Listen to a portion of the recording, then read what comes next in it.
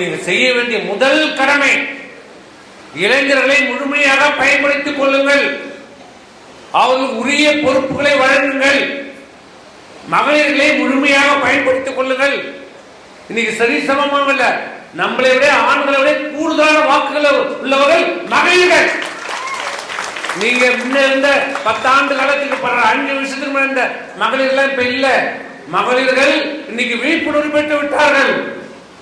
அனைவரும் கல்வி, ஆண்களை விட மிகப்பெரிய கல்வியை பெற்றிருப்பவர்கள் இன்றைக்கு மகளிர்கள். அவர்களுக்கு ஏற்கனவே அம்மா உள்ளாட்சி தேர்தலில் 50% இடஒதுக்கீடு கொடுக்கப்பட்டிருக்கிறது.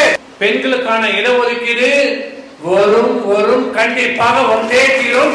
சட்டம் ஏற்கப்பட்டு விட்டது. உங்களுக்கு தான் போய் சொல்லுங்க மகளிருக்கு.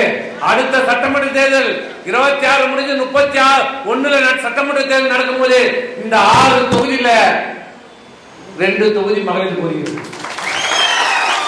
ஆமா, 33 ஒரு பகுதி, 3 தொகுதி போவோம், இல்ல 2 தொகுதி மகளிருக்கு வரும்.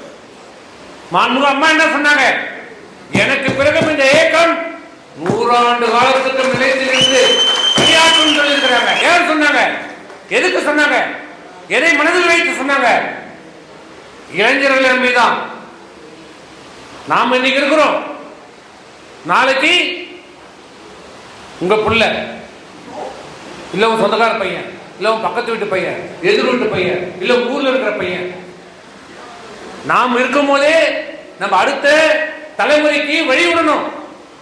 நாம நல்லா சுறுசுறுப்பா வேகமா அரசியல் பண்ணிக்கொண்டு இந்த நிலையிலேயே நம்ம அடுத்த தலைமுறைக்கு வழிகாட்டணும். அப்பதான் இந்த இயக்கம் என்றென்றைக்கும் எந்த காலத்திலும் உயிரோட்டமாக இருக்கும். அனைத்து இந்திய அண்ணா திராவிட முன்னேற்ற கழகத்தை இரட்டையை எந்த பொருளாலும் ஒன்றும் செய்ய முடியாது.